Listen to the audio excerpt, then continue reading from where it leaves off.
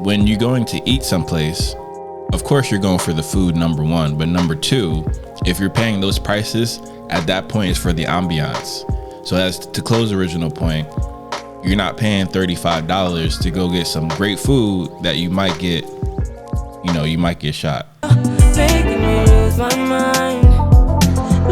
mind, cause I just don't know. Something in your eyes, the way you stare me that I like. All right, guys, welcome back to the CXOJ podcast. We got the signature sign in the background, courtesy of Clo Diz. What up, Clo? What's up? Happy Tuesday. It's a Tuesday, y'all. What's up? How's your week going, Josh? Clo, we're not doing that.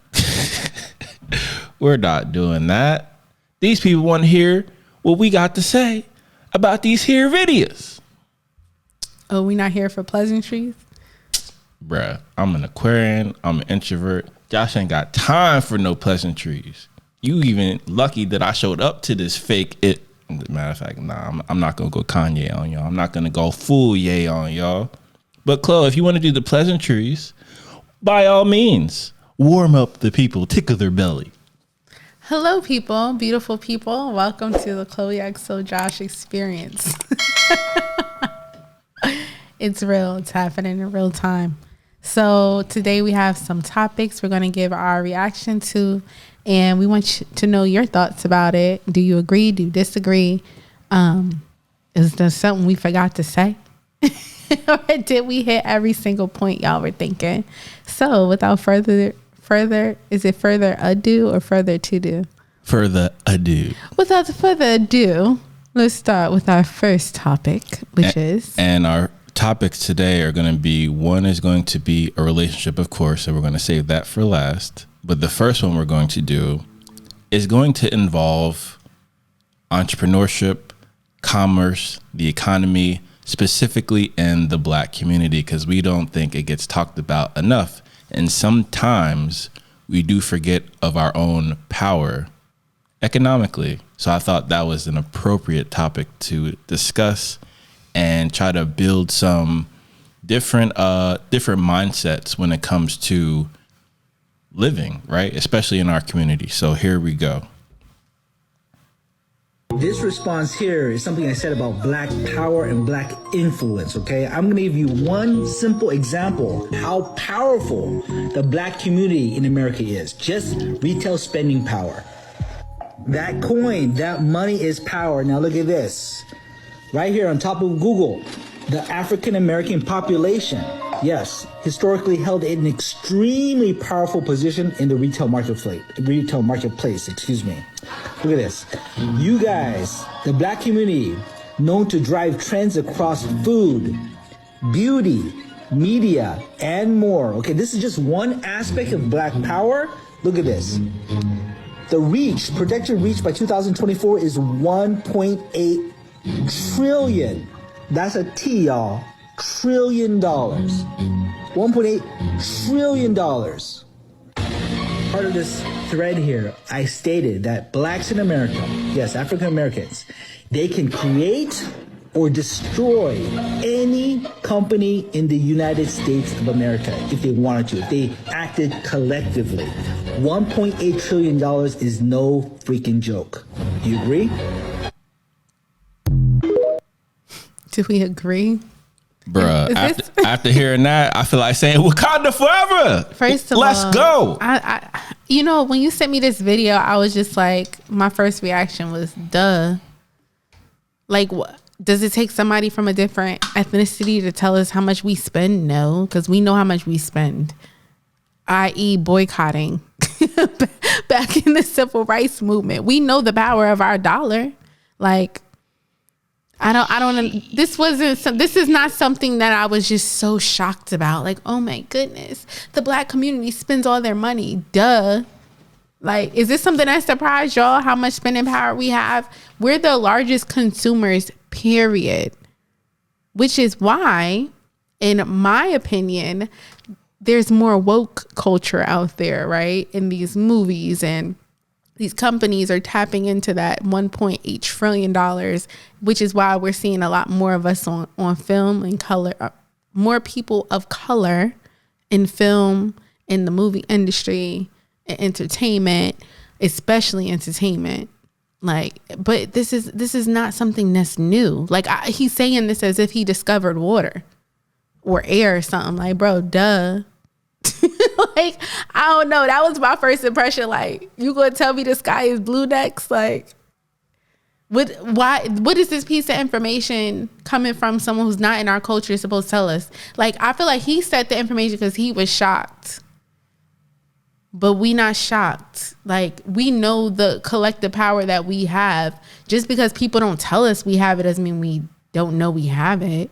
Like, all right, this is a silly small example, but when things get canceled in our culture, they cancel. When Tommy Hilfiger was canceled, he was canceled. When Cristal was not popping no more, we ain't pop no more Cristal. Yes, sir. So, like, come on now. This ain't news to me. It's not news to me.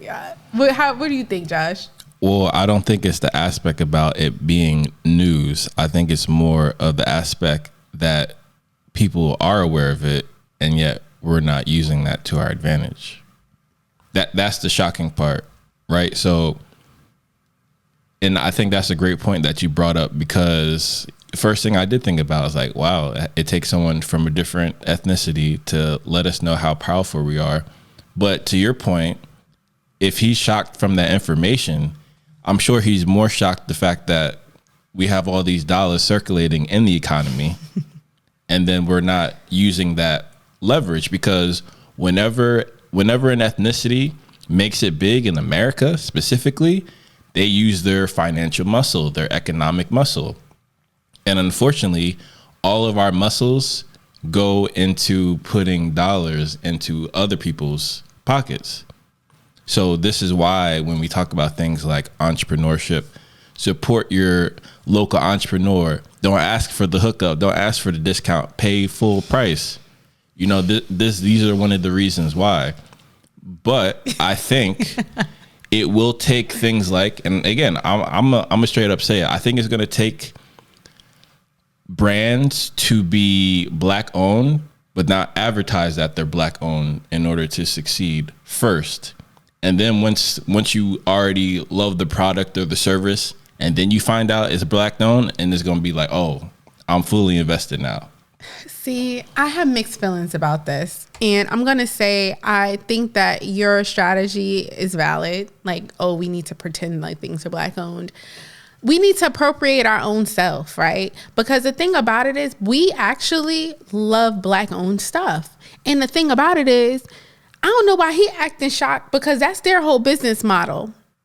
People from his ethnicity to come over here in our neighborhoods and create products that we buy. For instance, beauty supply stores, right? Nail salons. They figured out what our largest consumer spend is in, and they create products that we have to buy from them. There are companies that are Asian owned who use black people on their products packaging to make it seem like it's black owned. So I don't even think it's about them thinking that, oh, you know, we need to pretend to be something else and then we'll buy it. I think it's more or less, we need to learn how to leverage ourselves. And I think that this is a movement that's been happening recently on one hand, right? But then on the other hand, I was just talking to my girlfriend about this the other day, is that just because you're black owned doesn't mean that you should be able to take advantage of, how can I say this in the best PC way? So y'all ever been to somebody and you want to support them because they black owned, and then they just do the things that are stereotypical to people who companies that are black owned companies, and then it makes you upset. It makes you even more upset. What type of things? So you talk about, timeliness? Are you talking about running out of inventory, things like that? I'm talking about all of the above. I'm just going to label some things. So this is just a constructive criticism for us, right? That we need to be conscientious of, and we need to do like 3,000% more than what we're doing just so that we can be accepted by our own. Because I hate when I go out of my way to support a Black-owned business, and then I'm given subpar experience. And that includes the pricing. I understand that sometimes sourcing is going to be more expensive because of our lack of connections with resources. I get that aspect, right? But if that's the case, then you need to make up in other areas. So like if I'm going to go support you for a dinner per se, right? I was talking to my girlfriend about this the other day, and I want to support your Black-owned business. Why am I paying for tap water at the table? Why am I doing that? Like, because you're Black-owned, you want to say, oh, well, y'all need to support us. I'm going to charge $40 for a chicken dinner plate with one side. Well, again, that's a fantastic point. But I think elements like that, and that is a great point. I think elements like that come from being naive about things like margins in business. Because typically our Black-owned businesses come from the heart. We want to do something great in the community. It's an emotional base. However, business is not emotional. So when I think about, again, our dope boys and how it's all about business, we need to apply that work ethic to legal business, and we'll take over. I say this all the time. Imagine the dope boy work ethic, working from sunrise until 5 a.m. in the morning. But you apply that to Wall Street. How much money will we be raking up and caking up that way? You know what I mean? So that's, and I understand your point and I understand your frustration. I think that just comes from a legitimate lack of knowledge and I guess thus ignorance when it comes to business concepts like margins. So unless you go to school and you figure out these things, or you have a successful business owner who shows you the ropes, because sometimes we don't pay it forward. Sometimes a business owner will keep all the gems and the jewels for themselves and be like, hey, you got to do it like me. I pulled myself up by my bootstraps, and I'm gonna give you some tough love so you can figure it out, as opposed to, mentoring. And to your point, these past, I would say, decade, we've seen a lot more mentoring in our community, but I feel like we need infinitely more. But my bad for interrupting. Keep going, Chloe. I agree wholeheartedly. And don't get me wrong, I support Black business any chance I get. I am from the school of thought of, like, sis, you're not going to become a millionaire selling $20 dishes. Like, I feel like people think, and this is a plague in our community as far as I'm concerned, it's like, oh, be an entrepreneur, you're going to be a millionaire.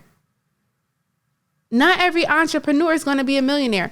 It's a million pizza parlors in your town. They not millionaires. They're just working a job like everybody else. And then I feel like in our community, we have glamorized this lifestyle of entrepreneurship. And everybody got to understand, every entrepreneur is not going to be a millionaire. Some of y'all might be thousandaires. And there's nothing wrong with that, because it's still a come up. It's nothing wrong with that, because then we at least get to control the narrative of where our money goes, right? So I feel like instead of people, if you're going to be an entrepreneur, and this is something that I learned, and not just from business school, went to business school, whatever, common sense. You supply a need. You supply an answer to a need in your community. That's the whole point of entrepreneurship. The point of entrepreneurship is not to be a millionaire. The point of entrepreneurship is to solve a problem. Amen. So if you're going into it with this selfish mentality instead of, and this is a person who doesn't own a business, all right? I grew up in a family of entrepreneurs. I studied business professionally in a school setting, whatever. And I have some type of, I've run a couple of, businesses here and there, but I have not fully committed to that lifestyle. Cool. I dabbed a little bit. So I'm no expert by any means, but all the research I've done, all the anecdotes that I've spoken to from business owners is that they are supplying a answer to a need, a solution to a problem. So you're not going to be being no solution and no problem when you're in your neighborhood and you know that the average person makes $14 an hour and you out here selling fish dinners for $35. You're not going to fulfill a need. Like, nobody's going to come into your neighborhood that you might get shot and pay $35 for a meal. They might do that one time, but they're not going to come back for some more service because you're not supplying a solution to a problem. And my thought about it is we do need to buy back the block. And the problem is, and what history has shown is when we buy back the block, they burn it down. But that's okay because we're resilient. You feel me? Like, we're always going to be able to pivot. Now, us having this amount of spending power, I feel like if more people knew how much spending power we have potentially, then maybe we could create, what is it called? Solidarity? Solidarity is a tricky one because there's so many different nuances, right, that are passed down through generation and generation, and outsiders will never understand it. You can analyze it as much as you want, but being in the inside, it's a cultural thing, right? So we got to adapt to what we have. And we have to learn how to survive even in disorganization, even in unsolidarity. That is our test of time and how we can figure out. Even with our lack of solidarity, we're still able to spend $1.8 trillion. So my whole thing is everything is working against us so that we don't become one voice, right? The system against us. But that's okay because we could pivot. But I say all of that to say we need to take ownership of our communities and our families and our neighborhoods, right? It's not about yourself. It's not about I'm gonna be a millionaire and I'm gonna be rocking this Gucci, Louis, Fendi, Prada, Christian Louboutin. I'm be driving a BMW and a Bentley and this and that. No, we need to, not you, we need to take ownership of our communities and teach one. Each one, teach one. Every time you learn something, it's not your job to harbor that information like it's the last piece of information or last drop of water. You need to share that because you're only here for a limited amount of time. And if the information dies with you, it's gone. And for me, I feel like my purpose in life is to learn and to pass on information. And that, honestly, if you want to be a successful entrepreneur, that's how you do it. You cannot become a successful entrepreneur alone. You cannot do it. There's not enough hours in a day. There's not enough resources that one person can have. It's all about teamwork. And I feel like a lot of people who come from overseas and they come here, they're thriving and they got an upper hand because they're humble enough in the way that their culture is set up. It's about teamwork. It's not about individuality and solidarity alone. They lean on each other for expertise. They lean on each other for support. And it's hard for us to do because we have an ego. You know what I mean? And I'm proud of our ego. But if we don't recognize that we need other people and that we need a team to be successful and that it's not just about us singularity, it's about us helping each other. If we can't get over that hump, then we ain't going nowhere. We're going to be where we are now. I mean, we will get there, but it's just going to be a lot slower, in my opinion. Fantastic points. And I definitely agree completely, especially the part about, selling the fish dinners for $35. I mean, to me, it's just a simple misunderstanding, right? And a lack of knowledge, because when you're going to eat someplace, of course, you're going for the food, number one. But number two, if you're paying those prices, at that point, it's for the ambiance. So as to Chloe's original point, you're not paying $35 to go get some great food that you might get, you might get shot. But not only that, right? They might curse you out. They might yell at you. You know what I mean? Like, and then a lot of these times, these dinners, you just take them home. Right. So like, because there's not enough room to eat in the restaurant. Nah, I don't care. Like, sis, if you charging $35 a dinner, I'm gonna support you, but don't give me enough to eat one plate. Like, $35 should at least last me 2 meals. Like, I feel everybody has to make their money, right? And people have to understand the business that they're getting into, what the margins are. That's research. And people also have to remember the customer experience. Now, with that being said, if you want to charge those prices, it needs to be worth it. Like, I need to know that, okay, maybe you donate a certain amount to homeless people in the neighborhood. Maybe there's, when I call you and you say 10 minutes, it's actually 10 minutes. It's not an hour. Maybe, you have a loyalty program where you buy 5 dinners, you get 1 free, or 20% off or 50% off. Or maybe it's like, oh, you get a free side if you pay this much. It needs to be more of a giving situation than a taking situation. And a lot of people will combat that and say, well, these other people in other places, they do it. Cool. But we're not them. And we have to set our expectations at a level where we're combating the negative stereotypes that people have. My father always told me, when you show up in a space, you have to show up 10 times, if not 100 times better than your counterpart sitting there. You can't say, well, that person's always late. Well, that person never raises his hand. We not them. So you have to function as if you are yourself. And with your disadvantages, which can turn into advantages, which are advantages if you look at them that way, into place. Because think about it. Look at all these Black brands that are flourishing, like Telfar and Brandon Bouchard.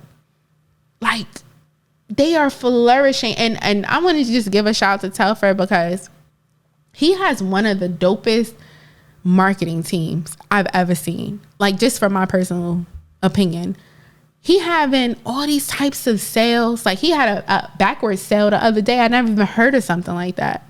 It was basically you sign up, the drop is at 12 o'clock, and whatever price the item sells out at is the price it is forever. Never heard of that before. But it's that's the ingenuity that we have and the innovation that we have that is not anywhere else. And they can't take that from us. They can't copy it. They can't mimic it. They can, put a black face. Wasn't there an AI thing for Levi? They're going to start AI is going to start using a multicultural, sensitive AI person for their model instead of actually paying a person of color. Or what they're also doing, as you said, appropriating, but also if you're going to hire these people for these innovative ideas, you're still going to execute them for the brand that's already established of a different persuasion. Exactly. And it's just that simple. So when Black people are making Black businesses and are able to hire Black people, then you're keeping that ingenuity, that creativity within the culture, which can only lead to great things, fantastic things, Tulsa level things. You can't copy woke. You can steal our recipe all you want, but it's still gonna be Uncle Nearest and it ain't gonna be Jack Daniels. Okay?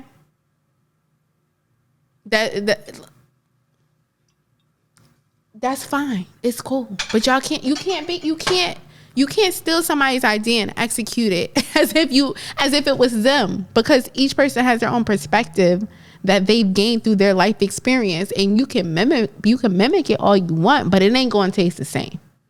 It's not going to feel the same. It's not going to smell the same. It's not going to taste the same. So with that, knowing that we have this spending power, we have the ingenuity, we have the innovation, we can do it. It's just a matter of mentorship. And that's where it takes personal responsibility to give back to your community. So that's one thing that I really, really, really don't follow these celebrities and stuff, because it doesn't hit home for me unless it's somebody like J. Cole or like Chance the Rapper, or people who are publicly giving back to their community. Those are the people that matter to me.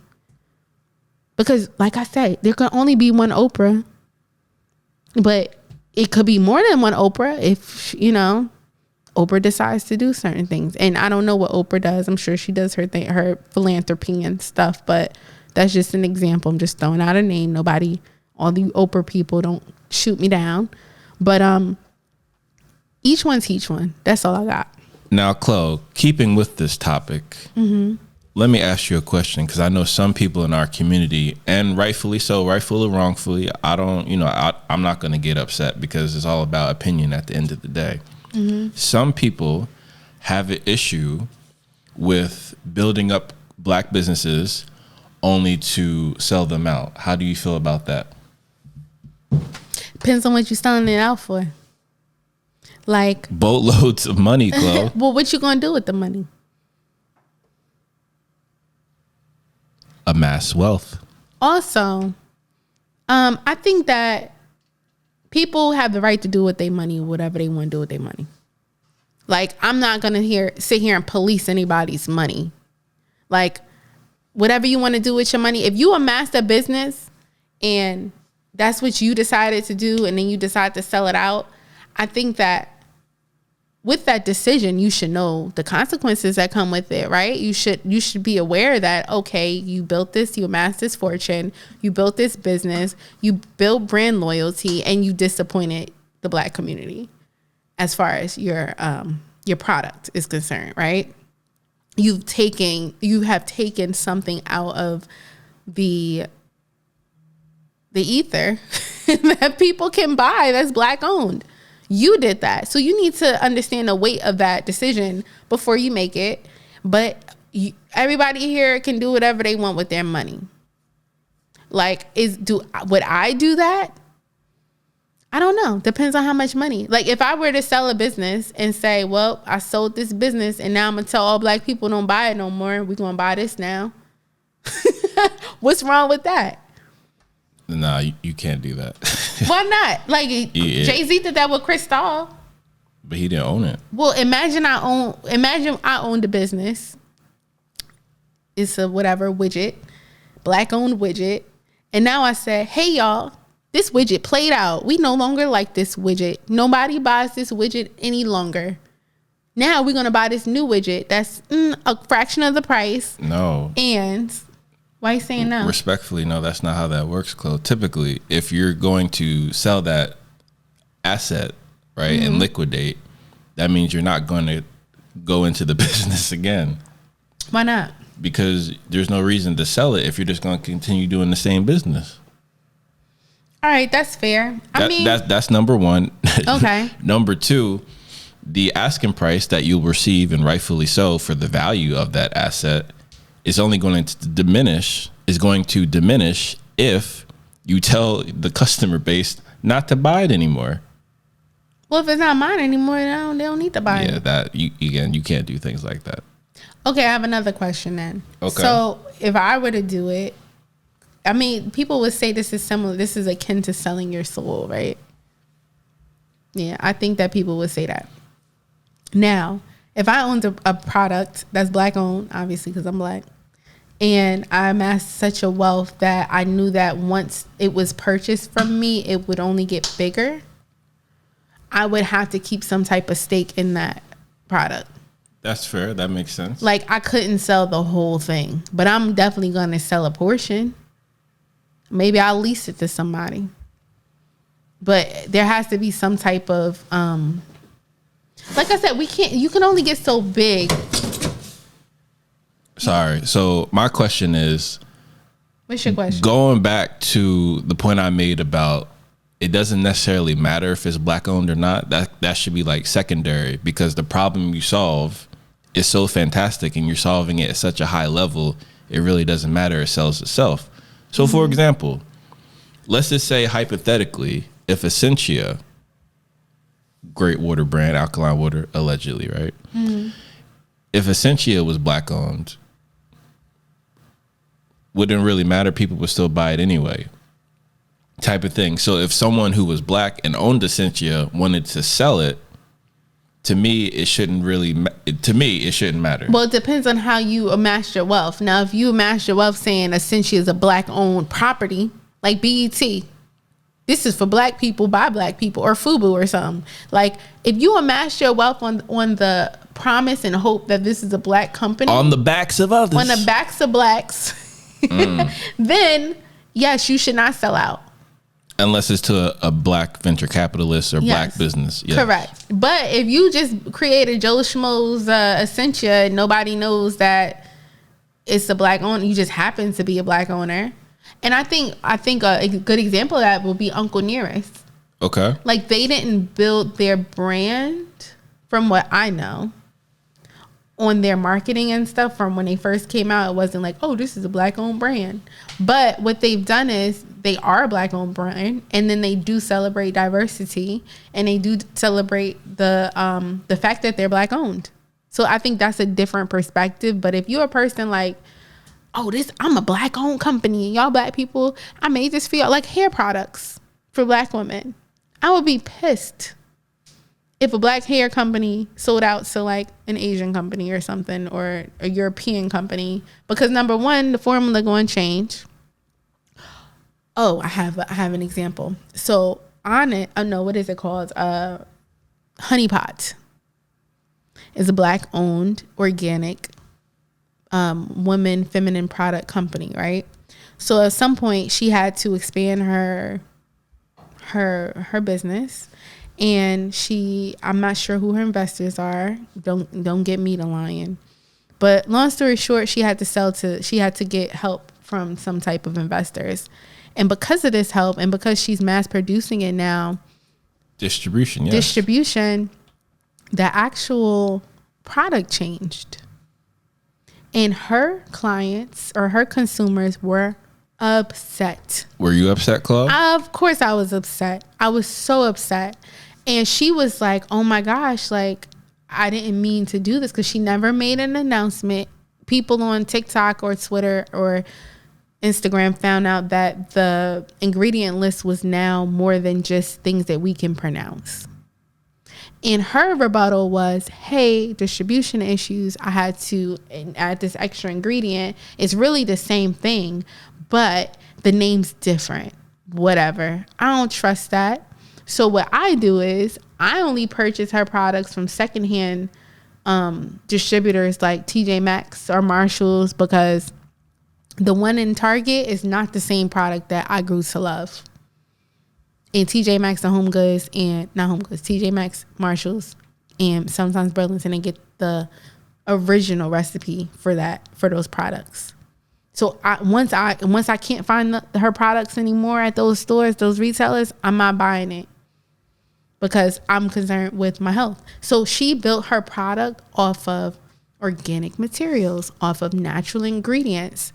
And so when she sold her company or helped with distribution, that now changed the fabric of her audience. You can't have this vegan hippie audience, health conscious audience, and then add some ingredients on the package. Like, you can't do that. You was better off putting the price up and keeping it how it was, in my opinion, because I would have paid more for the original. But now I'm actually paying less for the original. So it kind of works out for me either way until there's no more. Okay, that's a fair point. I completely understand that. And I think one of the main hurdles, pun absolutely intended for our people, right? One of the main hurdles that we face in entrepreneurship is scalability, right? Mm-hmm. Going from the mom and pop to the Walmart. And typically, in order to do that, you're going to have to get outside investors. And typically those outside investors simply don't look like us. And perhaps there's not enough of us in that sector to go around. Mm-hmm. So because at the end of the day, entrepreneurship is really hard, guys. Mm-hmm. I mean, incredibly hard. Not so hard that you shouldn't try if you have a passion and an idea, right? But to grow and to scale is exceptionally hard. Number one. Number two, sometimes if it's a lifelong business, eventually you just want to sell it out because you don't have the energy to keep it going. Perhaps you have some relatives or some children, some heirs who simply don't want to take over the throne. Mm-hmm. So you really have no choice but to sell out and enjoy the fruits of your labor. Mm-hmm. So in that aspect, I really do understand. I'm empathetic to that, because it's not as easy as, oh, I can just sell it to someone black and they can continue it, right? So it's very difficult, because if we're looking at people of other races and cultures and ethnicities, they cash out all the time, mm-hmm. right?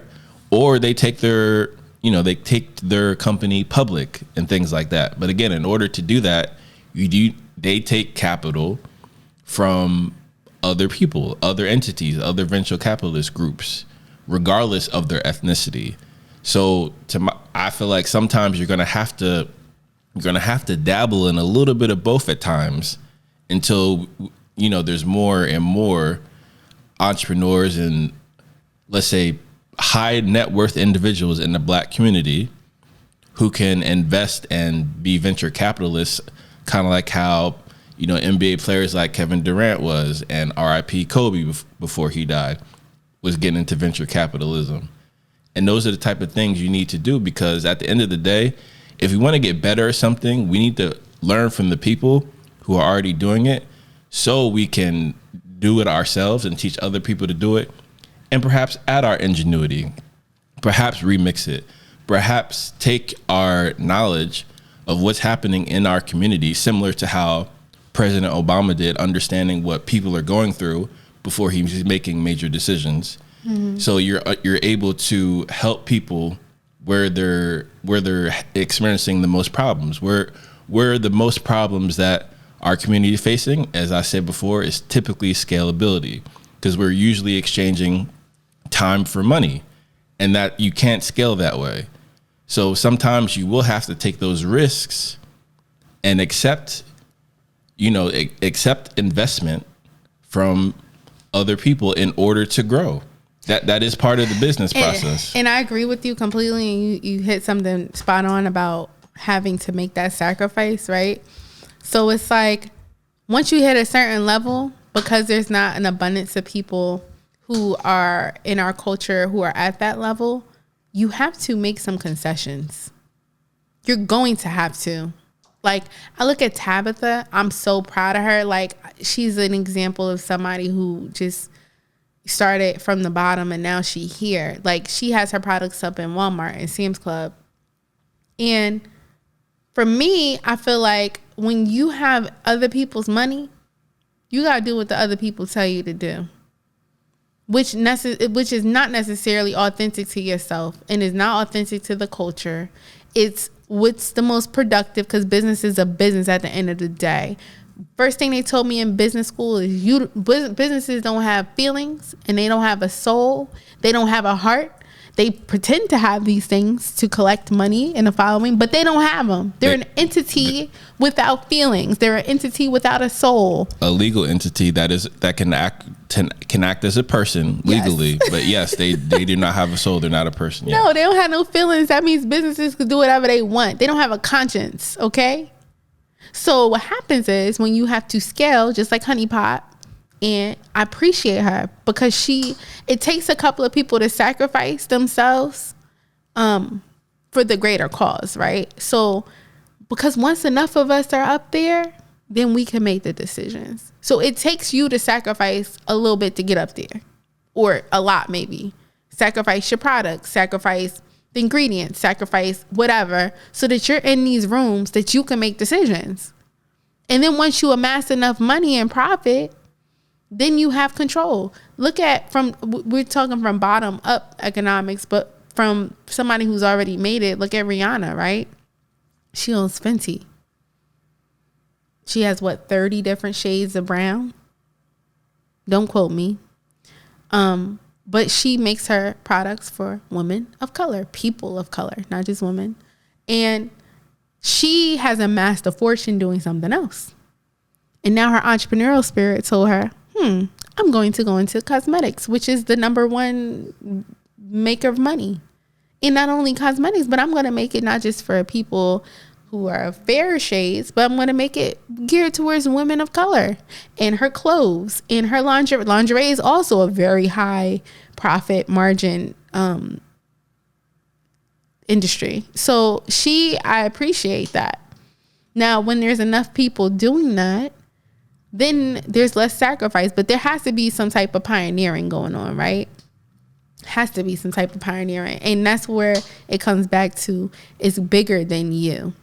So yeah, you could just sell your company and make a couple million and your family could chill, but what does that mean for the next people? Because we only here for a set amount of time, y'all, and nobody knows when that time is. So our goal is not to amass a whole bunch of fortune for ourselves, because you can't take it when you're gone. Like, our goal is to contribute to society, period. And to those who are less fortunate. And in our position, those people look like us in most cases. So why not? And that's where your purpose comes in. But if you out here just to make money and that's your purpose, cool, more power to you. But you know, things are bigger than us, and I think that's my main takeaway. So like, would I sell my company? Probably not, because I'm a martyr. I would just martyr myself, like whatever, I'll be the first. As long as I could go, as long as I got enough money to, you know, live comfortably and go volunteer with my time, then whatever, I'll keep the business. Okay, that's fair. And I definitely understand that. But at the same time, we do have to keep in mind that there's different types of businesses. There's different types of brands. There's brands like, as we said before, things like Essentia, where it doesn't really matter to attach that is Black owned until after it's already established, type of thing. So maybe you really don't have your heart in something like alkaline water, but you recognize the need, you recognize the problem, and you simply solve the solution. You were entrepreneurial, but your heart's not really in it. It's not part of your path or journey, let's say. That's not your mission in life to be all about bottled alkaline water. So it's a lot easier to sell that on and then perhaps use that liquidation, that money, to invest in other things. Perhaps, I think what Black people would do great if we have the capital, of course, venture capitalism, but typically if we get into acquisitions, if we acquire a company that's dying, we add some flavor on it and then resell it. The same way that people flip houses, start flipping businesses. One of the best ways to amass generational wealth is to purchase a business that already generates revenue. And then you essentially upgrade that business, make it more efficient, make it leaner, make it have, increase the revenue and the profit margins and all these other innovative things. And then after that, you can sell that on and then keep doing that. And then as you're doing that, you can invest in other Black companies on the come up, other Black startups that are doing fantastic work, give them some seed money, help them achieve their dreams. And then we're bringing up all of our people. Because there's more than one way to fry fish. You get me? Facts. All right, guys, you've been waiting for it. The relationship topic, or let's say the dating topic, right? Here we go. Off my soapbox. And on to another. It's a paradigm shift when you realize that your partner isn't inconsiderate. They're just not considerate about the things that you value that you think that they should be considerate about, because it immediately demands that you become curious about all the ways that you're likely not considerate about the things that they value that they think that you should be considerate about, as well as making communication way more fluid and non-judgmental, because now, regardless if the action was beneficial or harmful, it's not a question of inherent right or wrongness, but one of difference. Okay, that was a lot of language in a little bit of time. So Exactly 22 seconds. This was tailor-made for Claude. He said so many things. All I heard was love languages. Literally. If your partner is one type of love language and you're another type and you're communicating with them in that type, they're going to be like, this person ain't considerate. They don't care about my feelings. When in reality, they do. They just not. Y'all not speaking the same love language. Hold on, let's listen to that again. That's love language. See, you didn't read the book. You didn't read the book, so you're not seeing love languages. Hold on. Y'all got to read that It's a book. paradigm shift when you realize that your partner isn't inconsiderate. They're just not considerate about the things that you value that you think that they should be considerate about, because it immediately demands that you become curious about all the ways that you're likely not considerate about the things that they value that they think that you should be considerate about, as well as making communication way more fluid and non-judgmental, because now, regardless if the action was beneficial or harmful, it's not a question of inherent right or wrongness, but one of difference. Exactly. So I understand why you add elements of love languages, and that totally makes sense. But when I heard this, since I am sans love languages, right, without that in French, essentially it has to do with preferences and what you do actually value, as he said, right? So for example, I'm talking to the fellas out there, right? Who didn't read the love languages. Typically, no, even for those who did, especially for those who did.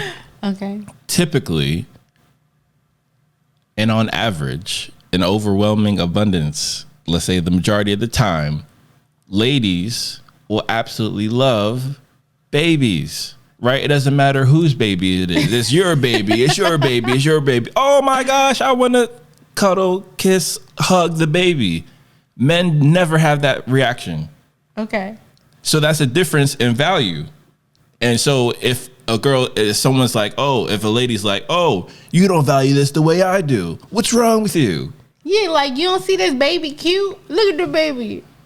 And the guys are like, I'm going to speak for all men when I say, unless it is our child or we are related to it, ain't nobody worried about that baby.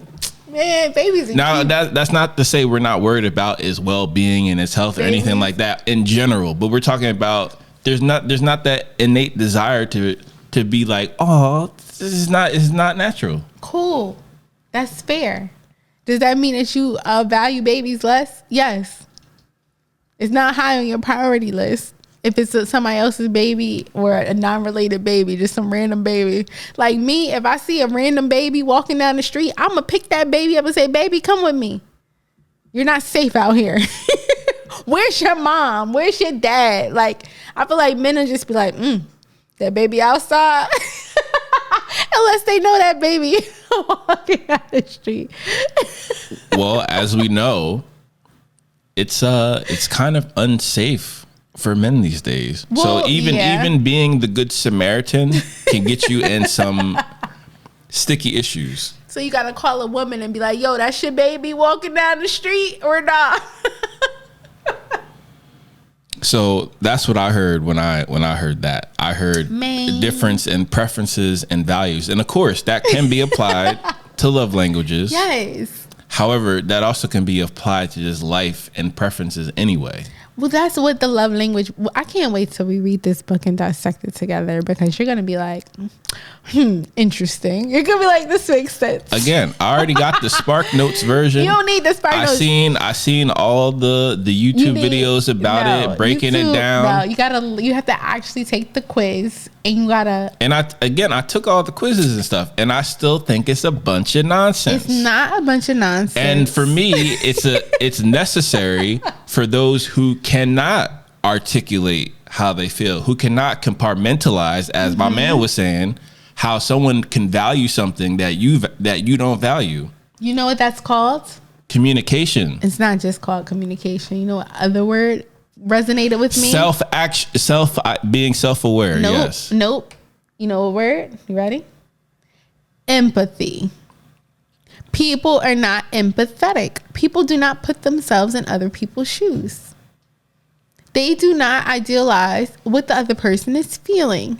And which is why the love language book is so eye-opening to a lot of people, because it helps them step outside of themselves. It helps them do some self-reflection, and it also helps them identify another person's perspective, which is empathy. Which is fantastic. Yes. But as we all know, Josh is excellent. He is a wizard when it comes to empathy. Is that so? Being an Aquarian, being an introvert, and just simply being me, I would wager that my level of empathy and understanding from simply observing people and putting myself in their shoes legitimately, right?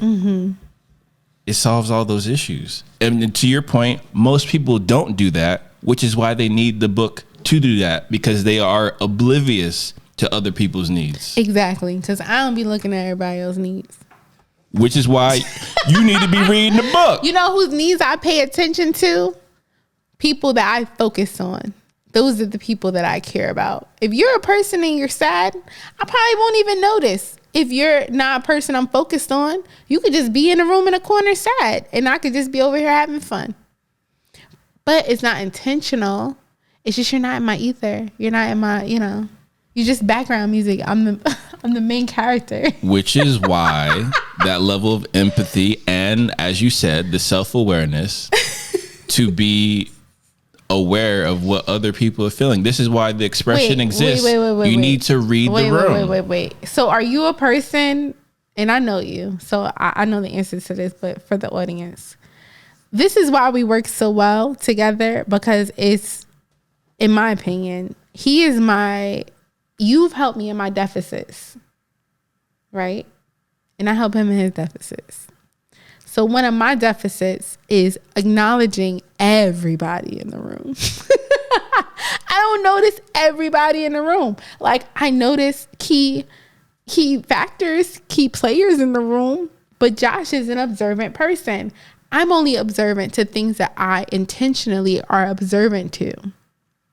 Other than that, I'm just in my zone. Like, it's in my world and I'm just in it. And my goal is to make sure everyone's having fun, if that's my goal. But not everybody in the place, just the people that I intend to have fun, they're going to have fun. Now, Josh, this beautiful man over here, he'll notice if like some random person is not having fun. He'll be like, that person look awkward. They don't even want to be here. I would never, that's not even on my radar. Because I'm very micro and you're very macro. I feel like some people fall into the category of very like, I'm very not short-sighted, but like I have a very particular focus.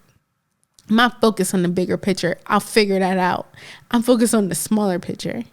Like, with certain things, right? Because you're very particular with details.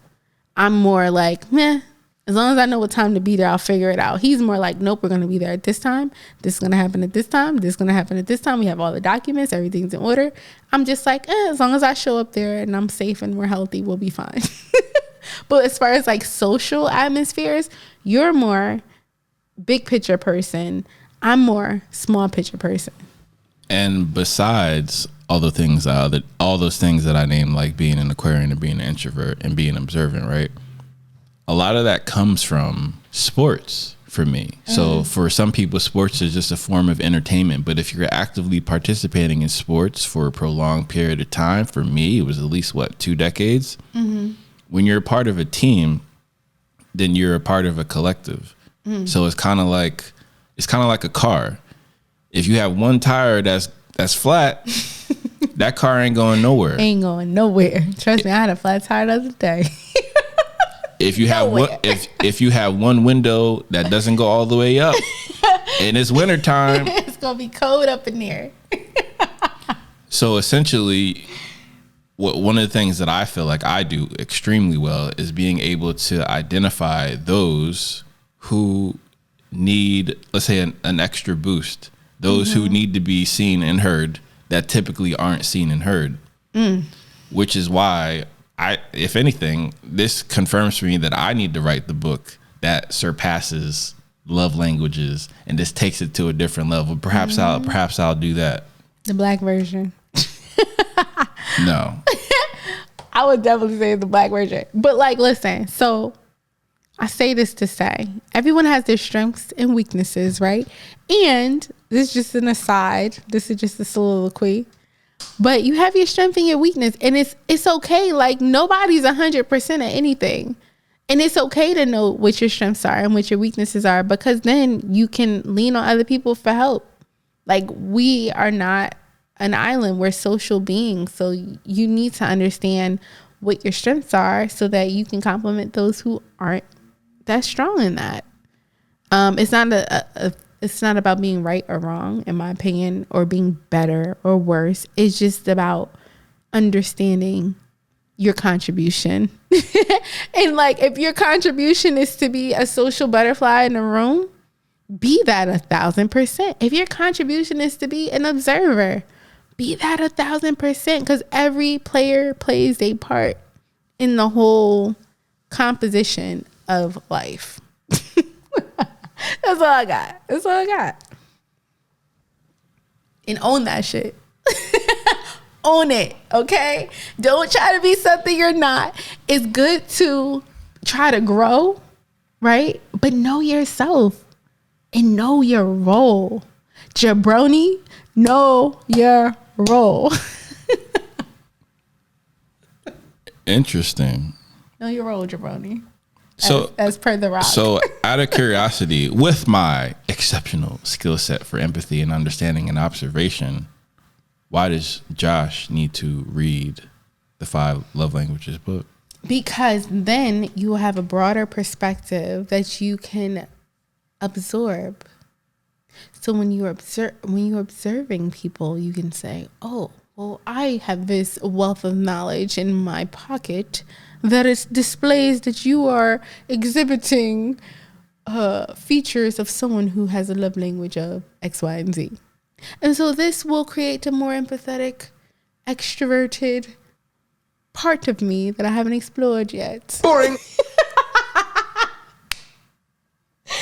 Okay. I'm empathetic. I'm super empathetic, but I'm not empathetic to everybody unless I notice. Game recognized game, and you looking kind of unfamiliar right now. Listen, unless I notice. Like, if I notice you're having a bad day, my heart bleeds for you, and I will do everything in my power to make you feel better. Fake ass Mariah Carey. I'm about to start pressing these buttons.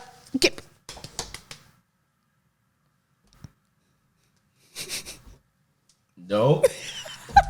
No, stop, Chloe. You're making the table wobble, and you have a drink on the table. Listen. This is my favorite button. No. Let me press it. No. Please. Will you press it for me? Nope. I need the same time. That's not the right button. That's my favorite button. Which is why you're not pressing the buttons, because you're not pressing them at the appropriate time. Come on. It's my favorite button. See, this is the appropriate button. Let's not blow this out of proportion. Listen, y'all. I have a thing with buttons, and Josh won't let me press any of them, but I want to press all of them. All buttons. You're so dumb. When I get into a car, this is a little tobacco tidbit. And Josh, I don't know if you noticed this, but when I get into a car, I have to press like a brand new car. Like, say I'm test driving a car, or like I get a rental car, I need to press every button because I need to see what it does. Like, if you leave me in a room with a button that says do not press, I probably won't press it. But if you leave me in a room with a button that does not say do not press, I'm pressing that button. You people are so petty. I'm pressing all the buttons because I like to press buttons. Physical buttons, not emotional ones. Just depends on if I'm in troll mode. But anyway, as I regress, what's our next topic? Since it was such a popular topic in our comments today, shout out to Tony Stark Jr., Holtz, and Big Mike. Okay, love you guys. They were watching our premiere, so I appreciate y'all. Cheers, governor. They were very adamant about the 5 love languages. So I just now, in the moment, I found a video. Let's see what it has to say. See if it'll get me interested in reading that nonsense. And shout out to Gary. I know he's a great author and all that, but I don't mean to call your work nonsense. I just think about the concept. You really just need more empathy, and then that'll solve a lot of the issues. Empathy, understanding, and being observant. Mm-hmm. It's a workbook. 5 love languages explained. Here are the 5 ways couples express love. 1. Words of affirmation. If this is your love language, you like words of encouragement, cute texts, and compliments. Mm-hmm. That's me. 2. Quality time. Someone with this love language wants your time and attention. That's me too. 3. Physical touch. If this is your love language, you like to cuddle, hold hands, and feel your partner. That's me too. 4. Acts of service. Are you acts of service? You like your partner to do nice things like put gas in the car or run errands with you. That sounds wonderful. 5. Receiving gifts. If this is your love language, yes, you like gifts, but it's the thoughtfulness of your partner that really counts. Yes. Don't forget to subscribe. I like all them things. I'm a love language lover. Like, I am all the love languages. But according to the book, what was it, Gary Chapman? I believe so. According to Brother Chapman, apparently a person is only 1 or 2, and you are obviously all 5. See, I think that's your misconception. No. That's how I was told from people like Big Mike. Shout out to Brother Professor Israel. 1 or 2 typically. So not more than 2 typically. There's a scale. There's not saying you are one and you're not the others. There's just a scale of importance. So your priority. So if you were to prioritize all of them, which one would come first and which one would come last? And which is why I said this on Poetic Charm. We had a show about this. And I was talking about you're going to want each one in different moments in life because that's life. If it's your birthday, of course you want gifts. Hello, if it's Christmas time, you want gifts. If it's Christmas time and you give me words of affirmation, I don't want that. What if it's a Tuesday? I want gifts too on a Tuesday. The only gifts you getting is via text. You dig? We'll see about that. I'll give you guys an update. And you get plenty of gifts. I know I get just plenty of gifts. from being in Josh's presence. Whatever. He buys me stuff. Josh did. You buy me stuff, but still. Maybe she just doesn't appreciate it. My love language is all of them. So it's just doing all of them all the time. Love language overload. Yo, but like honestly, you have to know your partner's love language. So maybe not everybody's love language is everything. Some people don't like to be touched. So that wouldn't be their love language. So then you fall into the category. That would be the least thing in priority list. Right. But as I said on a New You Barbershop podcast, shout out to Fresh Banks. She just celebrated a birthday. Shout out Banks. And with Big Mike, and shout out to Jazzo, of course, and everyone at the New You Barbershop.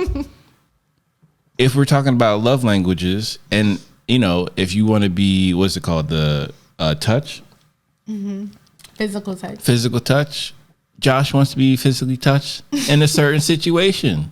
And that's it. All situations. No. Clingy? No. No. Touch.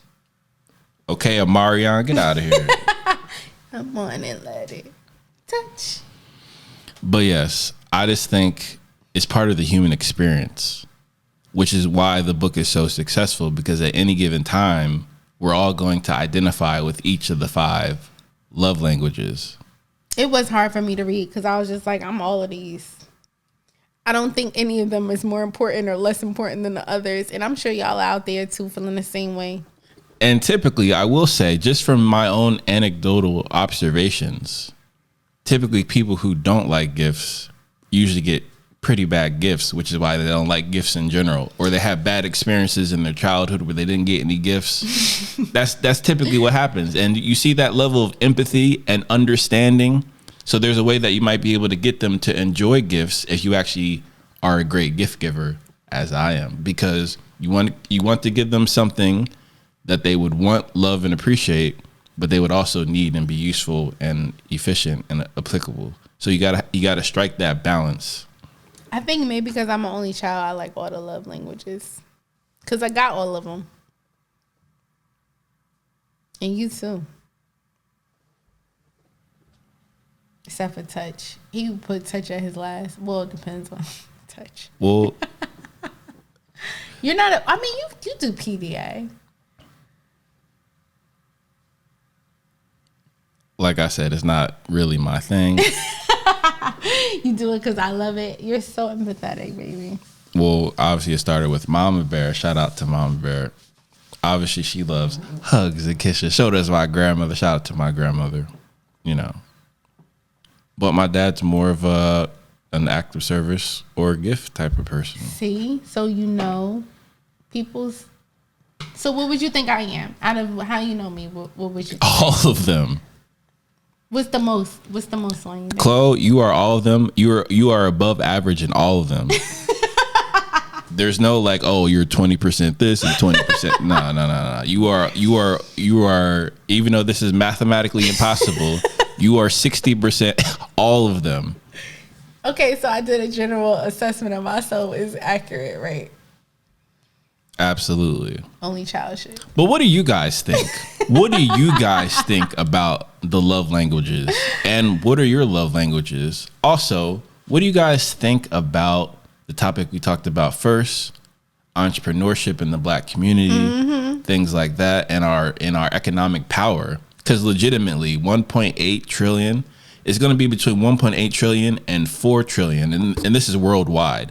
those are Wakanda-like figures. So think about that. What do you think we can do with that type of economic power going forward? I'd love to hear what you guys think. And also let us know what you think about the second topic / the people not valuing the same thing the same way. Even though Clo kind of segued that to love languages, of course. Love. But all right, thanks guys. Thank you for rocking with us. Thank you for joining us on episode 8 of CXOJ podcast, and we'll see you soon. Peace. Peace.